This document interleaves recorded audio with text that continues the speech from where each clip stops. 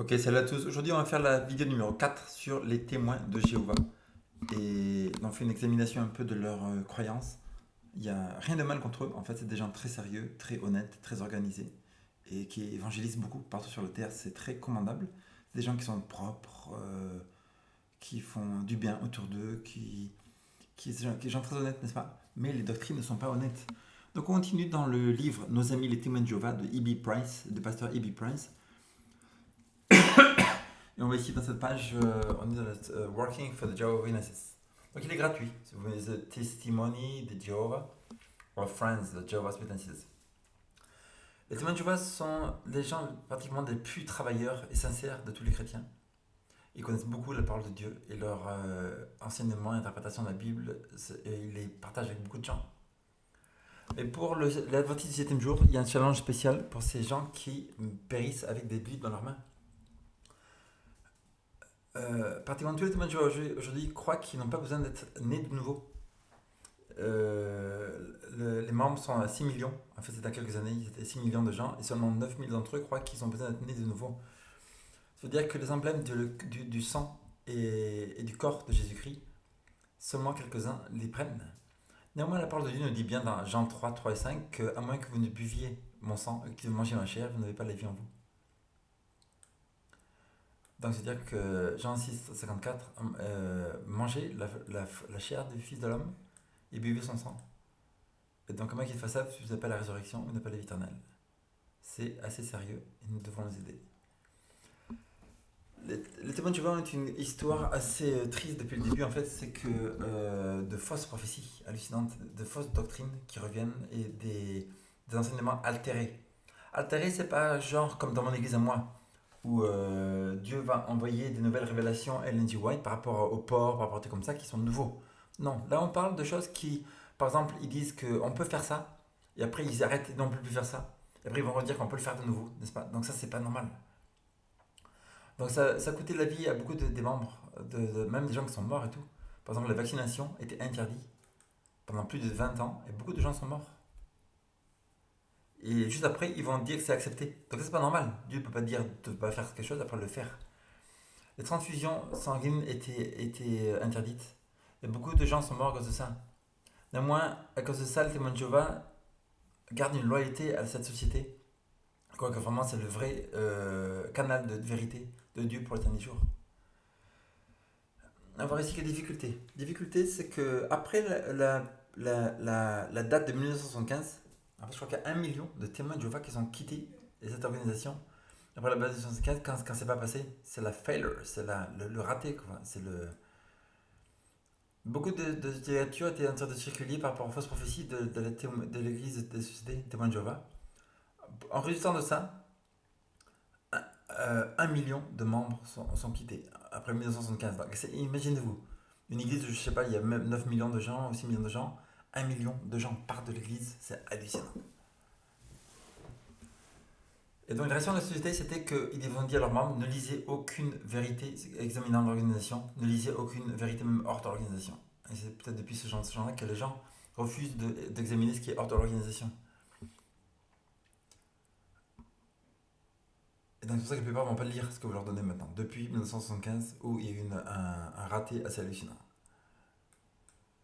Dans les avantages, en tant que bien de jour, les avantages, c'est qu'ils croient dans la Bible, ils croient dans la création, ils croient que la mort est un sommeil, ce qui est biblique. Ils croient qu'on vit dans les derniers jours, c'est biblique aussi. Ils croient que le baptême par immersion aussi, c'est biblique. Ils croient que la Bible est la base de la foi et la doctrine, c'est aussi pareil.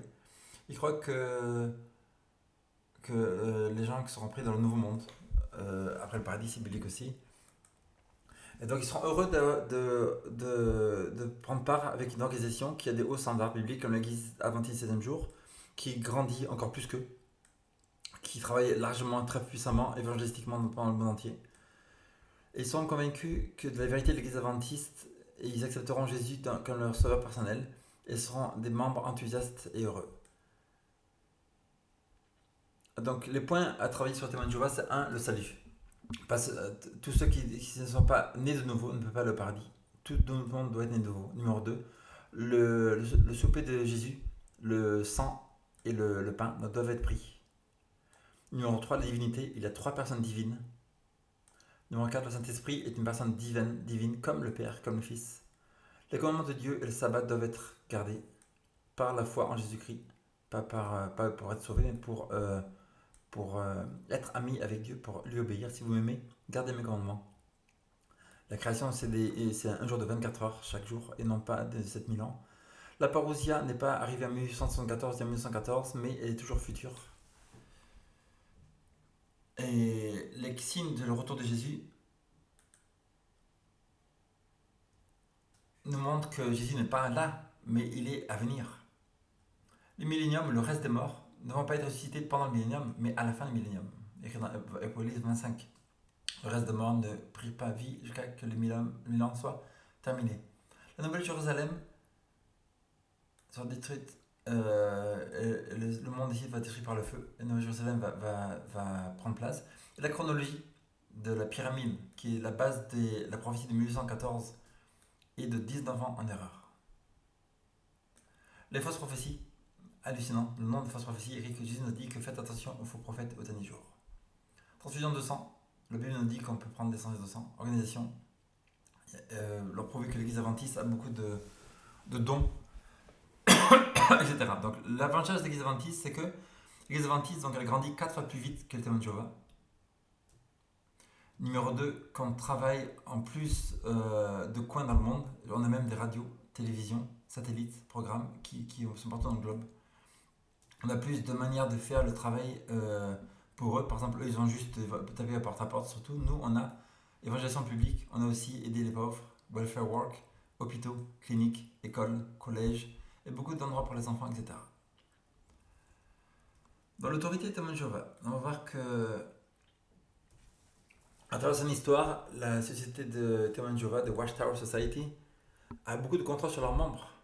Ils disent que Matthieu 24 nous dit que c'est l'esclave fidèle qui donne la nourriture en son temps aux gens. Ils disent que c'est le governing body de Watchtower qui est cet esclave fidèle et qui disent pas seulement qu'ils sont le canal de vérité de Dieu, mais ils disent qu'ils sont le porte-parole de Dieu. Et ce sont même dit, on va voir maintenant, qu'ils sont aussi même qu'ils sont le prophète de Jéhovah, Jehovah's Prophet. Dans le livre Crise de conscience de 1983 de Raymond France, c'est un des dirigeants des témoins de Jéhovah. Là-dedans, il explique beaucoup de détails hallucinants. Il est dit les témoins de Jéhovah comprennent que Jésus-Christ est la tête de la congrégation. Il est nourrit et gouverne cette congrégation, cet esclave fidèle, etc. Cette classe est composée de 50 000 personnes. Seulement un petit nombre font part du governing body, le groupe qui gouverne, qui est à la Watchtower, à Brooklyn. Ils vont faire, les témoins de Jéhovah vont faire des lois qui restreignent la vie de leurs membres, qui sont hors biblique. Vaccination était interdite en 1935.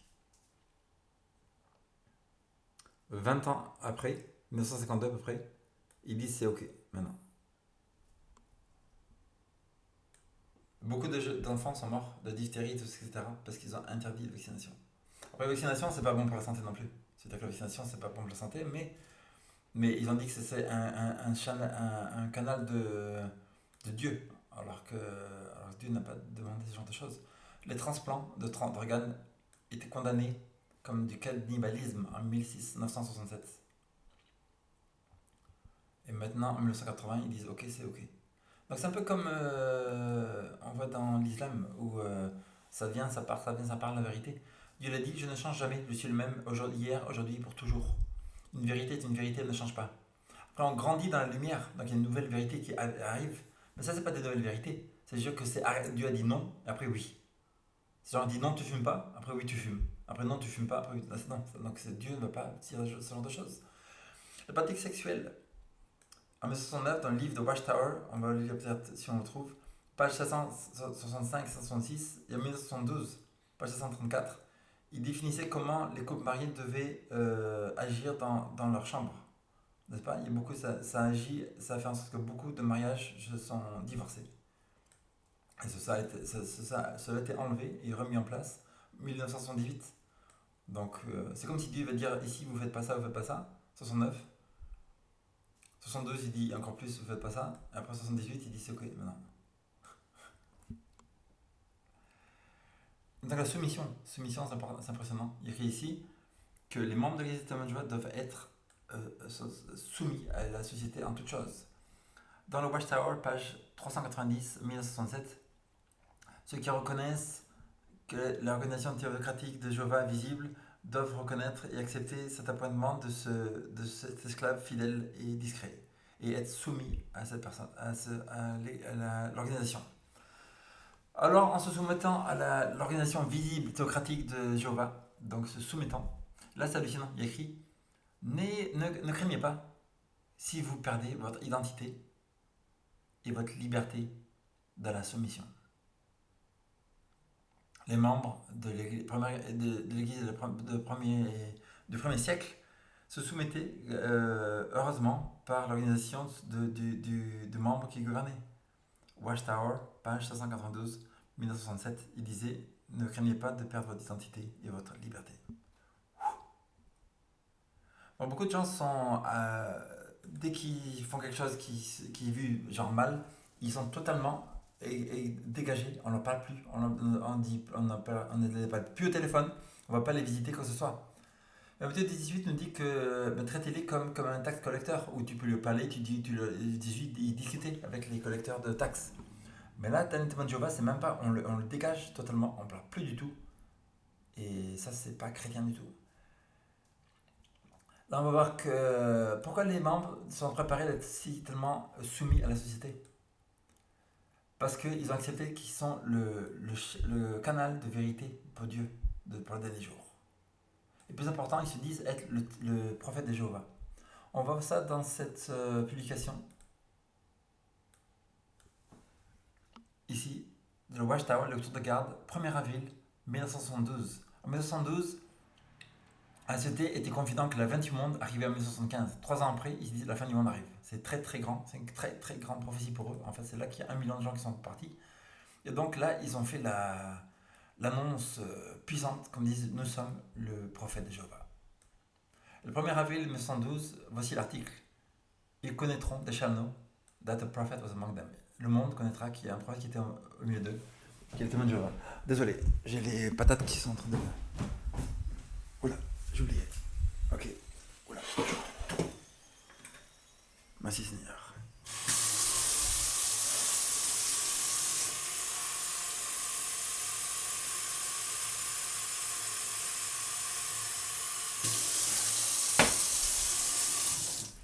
Donc, il se disait être le prophète de Jéhovah. En fait, 1912, il écrit ils connaîtront qu'un prophète était au milieu d'eux.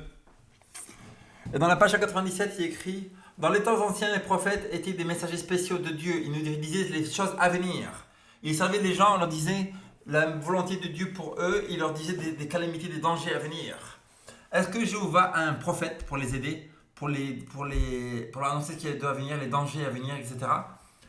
Ces questions peuvent être répondues par l'affirmative. Mais qui est ce prophète ? Dieu avait un prophète pour les avertir. Ce prophète n'était pas un homme, mais un groupe d'hommes et femmes. C'était un petit groupe qui suivait Jésus-Christ, qui était connu dans ce temps comme les International Bible Students, comme les étudiants bibliques internationaux. Maintenant, ils sont connus comme les témoins de Jéhovah. Bien sûr, c'est facile à dire que ce groupe est comme le prophète de Dieu. Et c'est une autre chose de le prouver. La seule façon que cela peut être fait, c'est que vous regardez l'histoire de les témoins de Jéhovah. Et qu'est-ce que ça montre ?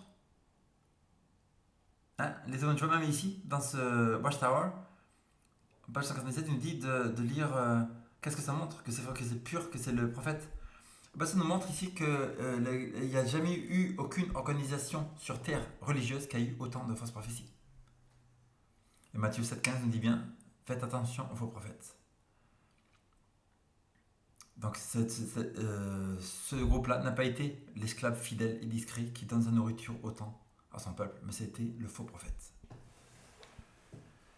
Histoire de témoins de Jéhovah. 1814, Pasteur Roussel et son groupe sont désappointés quand Jésus ne revient pas comme ils s'attendaient. En fait, le problème, c'est que c'est pas à voir comme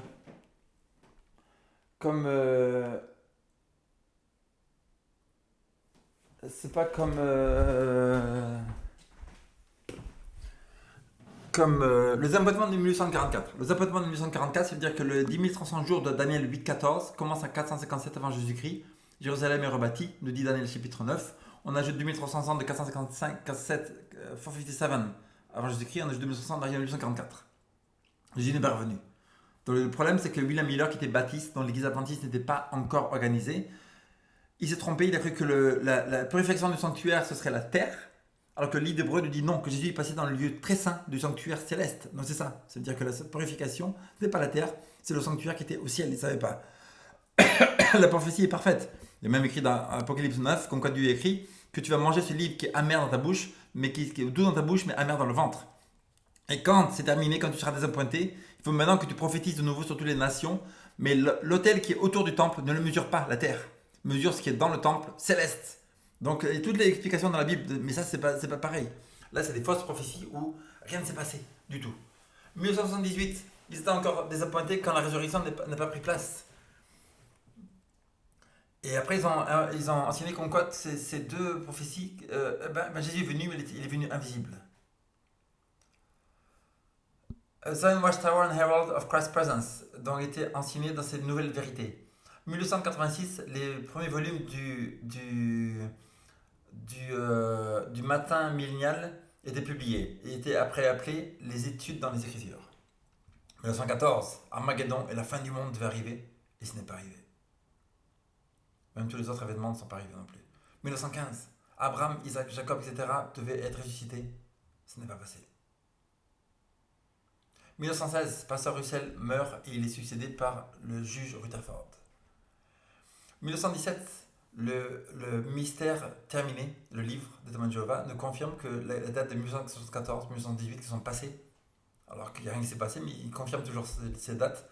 Et ça nous parle de 1918, 1920 et 1925. Ça nous dit que 1918, la chrétienté et toutes les églises seraient détruites. Ce n'est pas passé. 1920, ça nous dit que toutes les républiques disparaîtraient de la terre, il n'y aurait plus de pays. Ce n'est pas arrivé. Dans le livre Millions Now Living Will Never Die, nous disent que la résurrection arriverait en 1925 d'Abraham, etc.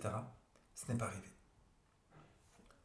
1924, dans le livre The Way to Paradise, il écrit qu'on pourra appeler Abraham à Jérusalem et avoir ses amis, etc., être ressuscité. Ce n'est pas arrivé. 1925, aucun des événements de 1925 qui étaient prédits dans les livres de Jéhovah est arrivé non plus. En 1928, il base beaucoup d'autres prophéties sur les pyramides. Et la prophétie de la pyramide est condamnée comme quoi un mensonge, comme quoi ils ont changé les choses. Pendant les décennies, de 100 enseignements de la vérité des témoins de Jéhovah ont été changés ou altérés. 1929, Bessarim est construite. 1931, le nom de témoin de Jéhovah est adopté. 1935, les vaccinations sont condamnées. 1942, Rutherford meurt à Bessarim et Knorr devient le président des témoins de Jéhovah. 1945, la transmission sanguine commence à être condamnée. Et 1950, donc là, c'est là qu'ils font leur traduction de leur Bible, du Nouveau Monde. Il y a un groupe qui vont traduire la Bible, néanmoins, il y en a qu'un qui connaît les langues originales, que ce soit le grec ou l'hébreu. En fait, même l'hébreu de France, il connaît que c'est lui qui s'est enseigné tout seul. Il a juste étudié le grec pendant 2 ans. Ce texte du Nouveau Monde est pris de Westcott and Hort. Westcott and Hort, c'est une traduction totalement corrompue de la parole de Dieu. Trouvée dans un monastère en Égypte, dans une poubelle, en plus. Donc totalement corrompu. C'est basé sur le Vaticanus Sinaiticus, donc de manuscrits corrompus, et dans lesquels il y a même les apocryphes. Donc les apocryphes ne sont pas bibliques. Et Westcott and Hort, d'où ce manuscrit est pris, ne croyait pas dans la création de ces jours, ne croyait pas dans le paradis, ne croyait pas dans la seconde venue de Jésus, ne croyait pas dans les miracles. et il croyait dans beaucoup de choses assez étranges. Il croyait dans l'adoration de Marie, il croyait dans la prière pour les morts, le purgatoire, le communisme, etc. Contacter les démons, donc c'est de là qu'est basée la Bible des témoins de Jéhovah. 1952, vaccination. Vaccination, maintenant on dit c'est ok. Là, genre 20 ans avant, on dit c'est pas ok, maintenant vous pouvez y arriver. Allez-y les gars, vaccinez-vous, vaccinez-vous. Mais ça doit être en fusion de sanguine, maintenant c'est non. Alors là, ce qui se passe en 1966, les baptêmes sont au bas, au bas, au bas, au bas. Très peu de gens se font baptiser, donc qu'est-ce qui se passe? Ils vont mettre et dire, ben, la fin du monde arrive dans 10 ans. Comme ça, le marketing, il reprend. Et là, en 1967, donc, les transplants d'organes, ils disent, oula, c'est du cannibalisme, on n'a pas le droit de faire ça. En 1969, il y a un livre important, c'est The Kingdom Interlinear Translation of the Greek Scriptures. Donc je crois que c'est gratuit sur Internet, on peut le retrouver. Moi je crois que je ne l'ai pas retrouvé l'autre jour.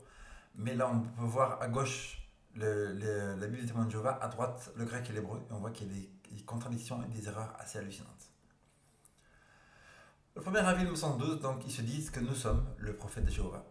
Parce qu'ils se disaient dans 3 ans après, la fin du monde arrive. 1975, The wicked world end does not come as expected. La fin du monde, de ce monde méchant, n'est pas arrivée.